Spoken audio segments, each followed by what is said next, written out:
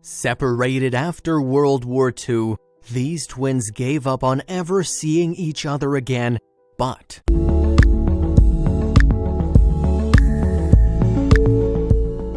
all my life, I want to know my family, says 69-year-old Polish-American George Skrzynecki, with tears filling his eyes.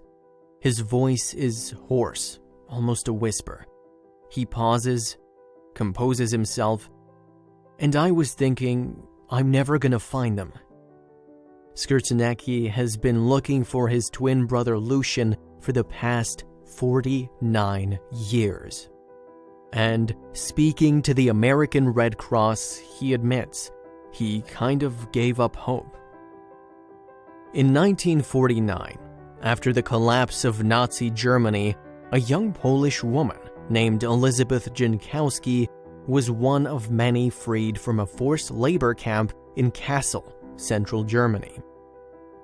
In 1946, after a brief romance, she gave birth to twin boys George and Lucian. But sadly, the young single mother developed a severe heart condition in 1947. Elizabeth was checked into a local hospital, and the boys were sent more than 150 miles south to a children's center for displaced people in Aglasterhausen. As Elizabeth's condition worsened, the boys were relocated even further to southwestern Poland, first to Katowice and then to an orphanage in Rybnik. Months later, Elizabeth's condition improved, and she began looking for George and Lucian.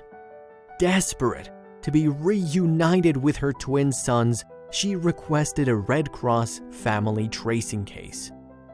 However, as a struggling single mother, Elizabeth was informed by welfare authorities that the boys had been repatriated through the Polish Red Cross and that she couldn't have them back. Soon afterwards, George and Lucian were adopted by different families and went their separate ways. In 1965, at the age of 17, George Skrzynecki, his adoptive name, found a letter from his biological mother and several official birth documents. To his shock, he discovered that he had been adopted. Even more upsettingly, the documents also revealed that George had a twin brother. Immediately, George initiated his own Red Cross family tracing case, but unfortunately, his search was unsuccessful. Upset by the news and his adoptive parents' decision not to tell him he had a brother, George decided to move to the US to escape Poland. George settled in California, where he planned to start a new life, but still he felt incomplete.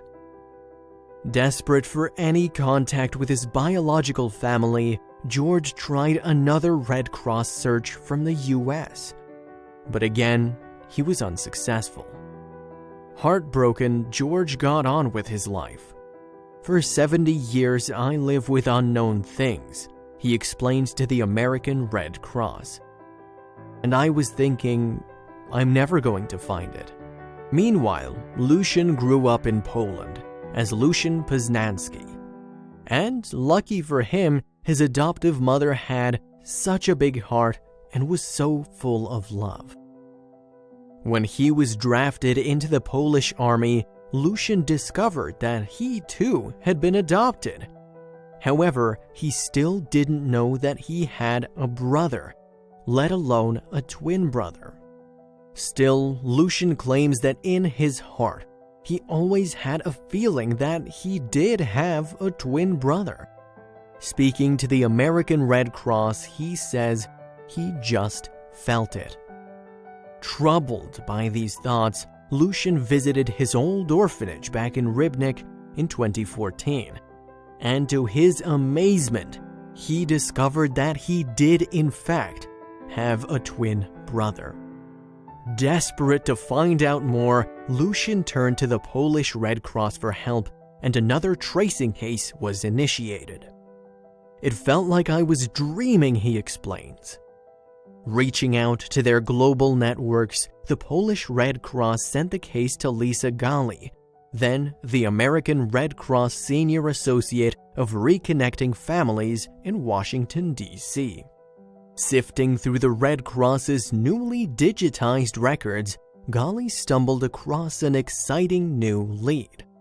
Lucian's information matched a tracing case she had on file, a case initiated by a certain George Skrzynski who lived in California. Immediately, Gali connected the two brothers, and a reunion was arranged at Poland's Warsaw airport. Lucian described the news as the first such happiness in his life. Shortly before the scheduled meeting, George told the American Red Cross that he couldn't wait to hug Lucian and give him a big kiss. Fighting back tears, George describes the moment he found out about Lucian. For a while, I couldn't stop crying.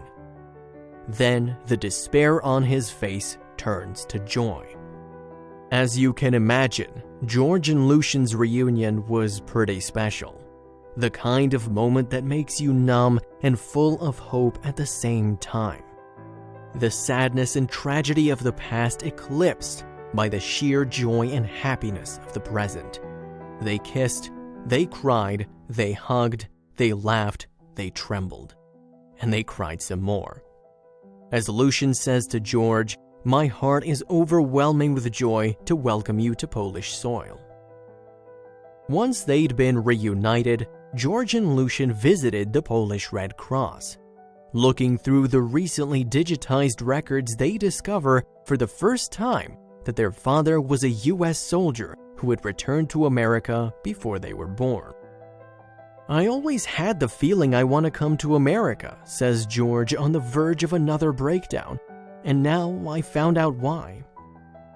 The brothers also discover that their mother died in 1952 without ever seeing them again, and they find out that they were repatriated to Poland without her knowledge, by error. "When I finally learned the whole truth, I cried for my mother," says Julian. "I cried for my brother, but I'm happy we're back together." Looking back, George adds, "I wish when I was young she was with me, but it didn't happen this way." Amazingly, despite the tragedies Lucian and George have endured, they're both upbeat, optimistic, and solely focused on making the most of the time they have left. "I don't care about winning the lottery, I just want to have my brother by my side," says Lucian. "The best part is we found each other after so many years of separation," concludes George. Brothers forever.